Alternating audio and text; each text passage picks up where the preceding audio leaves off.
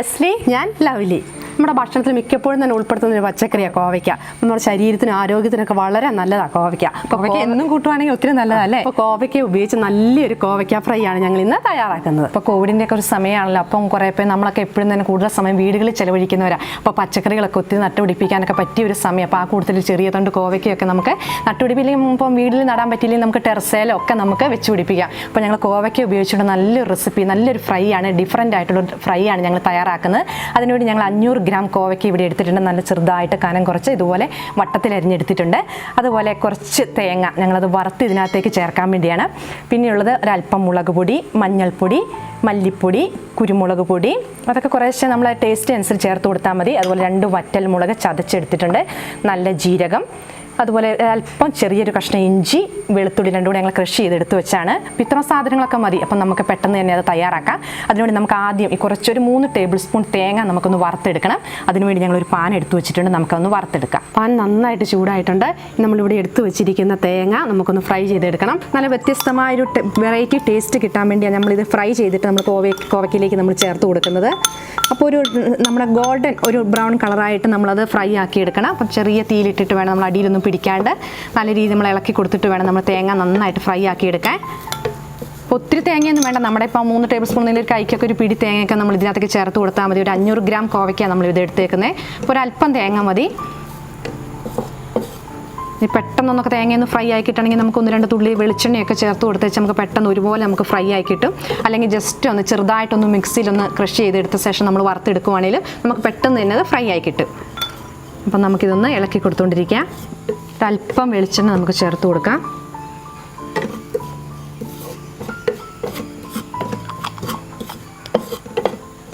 തേങ്ങ ഏകദേശം ഗോൾഡൻ കളറായി വന്നിട്ടുണ്ട്. ഇതേ രീതിയിൽ നന്നായിട്ട് ഗോൾഡൻ കളറായി കഴിയുമ്പോൾ നമുക്കൊരു പ്ലേറ്റിലേക്ക് മാറ്റി വെക്കാം.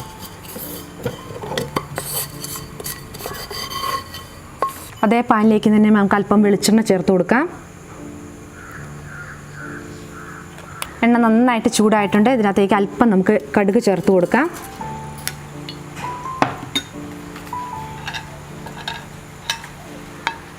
കടുക് നന്നായിട്ട് പൊട്ടി വന്നിട്ടുണ്ട്. ഇനി ഇതിലേക്ക് ഒരു നുള്ളി ജീരകം ചേർത്ത് കൊടുക്കാം.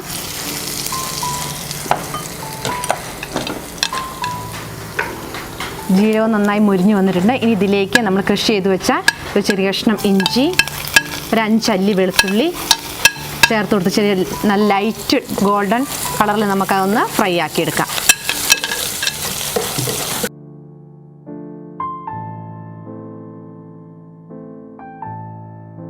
ഇഞ്ചിയും വെളുത്തുള്ളിയും ജീരകമൊക്കെ നന്നായിട്ട് മുരിഞ്ഞ് വന്നിട്ടുണ്ട്. ഇനി നമുക്കിതിലേക്ക് കുറച്ച് പൊടികളൊക്കെ ചേർത്ത് കൊടുക്കാം. പൊടികളിടുന്ന സമയത്ത് നന്നായിട്ട് ഫ്ലെയിം കുറച്ച് വെക്കണം. ഒരു 1/2 സ്പൂൺ മഞ്ഞൾപ്പൊടി, 1/2 സ്പൂൺ മഞ്ഞൾപ്പൊടിയല്ല മല്ലിപ്പൊടി, അതുപോലെ ഒരു 1/2 ടീസ്പൂൺ മുളക് പൊടി. നമ്മുടെ എരിവിനനുസരിച്ച് മുളക് പൊടി ചേർത്ത് കൊടുക്കുക. ഇനി വറ്റൽമുളക് ഒരു 2-3 വറ്റൽമുളക് ചതച്ചാണ്, അതും കൂടെ നമുക്ക് ചേർത്ത് കൊടുക്കാം. ഒരു ടേസ്റ്റിന് വേണ്ടി ഒരല്പം കുരുമുളക് പൊടി. ഇനി നമുക്കതെല്ലാം ചെറു തീയിലിട്ട് നന്നായിട്ട് ആ പച്ചമണം മാറുന്നതോടെ നമുക്കൊന്ന് ഇളക്കി കൊടുക്കാം. മറ്റ് സവോളയൊന്നും നമ്മൾ ചേർക്കാത്തതുകൊണ്ട് പ്രത്യേകം ശ്രദ്ധിക്കണം. തീ നന്നായിട്ട് കുറച്ച് വെച്ചിട്ട് വേണം നമ്മളത് അതിൻ്റെ പച്ചമണമൊക്കെ മാറുന്നതോടെ നമുക്ക് ഇളക്കി കൊടുക്കാൻ. അപ്പം നമ്മളെല്ലാം ചേർത്ത് കൊടുത്തിട്ടുണ്ട്. ഇനി നമുക്ക് അരിഞ്ഞു വെച്ച കോവയ്ക്ക, ഒരു 500 ഗ്രാം കോവയ്ക്കാണ് നമ്മൾ കനം കുറച്ച് അരിഞ്ഞെടുത്തിരിക്കുന്നത്. ഇവിടെ ഞങ്ങൾ വട്ടത്തിലാണ്, നമുക്കാണെങ്കിൽ നീളം കുറച്ചാണെങ്കിലും കനം കുറച്ച് നമുക്ക് അരിഞ്ഞെടുത്താൽ മതി. നമുക്ക് ഇഷ്ടത്തിൽ എങ്ങനെ വേണമെങ്കിൽ നമുക്ക് അരിഞ്ഞെടുക്കാം. കനം കുറച്ച് കഴിയാൻ നമുക്ക് പെട്ടെന്ന് വെന്ത് കിട്ടും. നമുക്ക് ഈ കോവയ്ക്കയും കൂടെ നമുക്ക് ഇതിലേക്ക് ചേർത്ത് കൊടുക്കാം.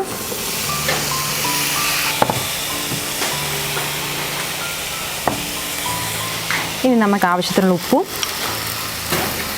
ആദ്യം കുറച്ച് ചേർത്ത് കൊടുത്ത് നമുക്ക് നോക്കിയ ശേഷം നമുക്ക് പിന്നീട് ചേർത്ത് കൊടുത്താൽ മതി. അതുപോലെ നമുക്ക് ഒരു 2 കറിവേപ്പിലയും കൂടി ഇട്ട് നന്നായിട്ട് നമുക്ക് മിക്സ് ചെയ്തെടുക്കാം.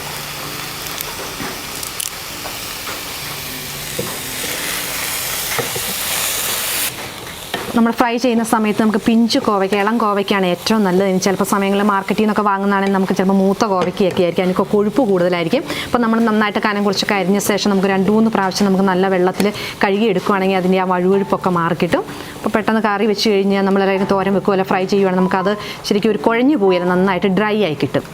അപ്പോൾ നന്നായിട്ട് നമ്മളിതെല്ലാം മിക്സ് ചെയ്തിട്ടുണ്ട്. ഇനി നമുക്ക് അത് വേവുന്നതിന് വരെ നമുക്കൊന്ന് മൂടി വെച്ച് നമുക്കൊന്ന് വേവിച്ചെടുക്കാം.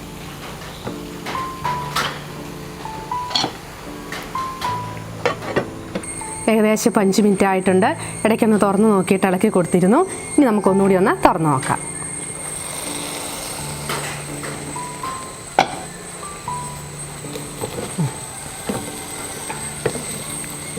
നല്ല അടിപൊളിയായിട്ടുണ്ട്. നമുക്കൊന്ന് ഉപ്പൊക്കെ ഒന്ന് നോക്കാം. നോക്കട്ടല്ലേ, നോക്കാം. ഉപ്പൊക്കെ ഉണ്ട്, നല്ല റെഡി ആയിട്ട് വെന്തിട്ടുമുണ്ട്. ഒട്ടും വെള്ളം ചേർക്കാതെ നമ്മൾ കോവയ്ക്ക ഫ്രൈ തയ്യാറാക്കിയത്. നല്ല ആവിയൊക്കെ കയറുന്ന സമയത്ത് നന്നായിട്ട് ആ കോവയ്ക്ക എന്നുള്ള വെള്ളമൊക്കെ നന്നായിട്ട് ഇറങ്ങും. അപ്പോൾ ആ വെള്ളം കൊണ്ട് തന്നെ കോവയ്ക്ക് നന്നായിട്ട് വെന്ത് കിട്ടും. അപ്പോൾ ഇവിടെ നല്ല റെഡി ആയിട്ടുണ്ട്.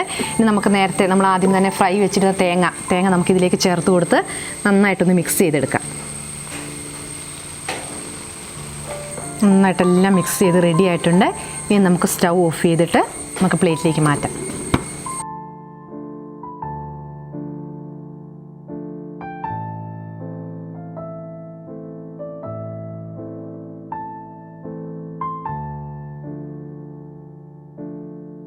കോഴിക്കോട് ജില്ലയിലെ സൈനികരെയും വിമുക്ത ഭടന്മാരെയും ചേർത്തുകൊണ്ടുള്ള ഒരു ചാരിറ്റി സൊസൈറ്റിയാണ് കാലിക്കറ്റ് സൈനിക കൂട്ടായ്മ. ഈ CSKയിലെ മിക്ക ആളുകളും ഞങ്ങളുടെ വീഡിയോകൾ കാണുകയും അഭിപ്രായങ്ങൾ അറിയിക്കാറുമുണ്ട്.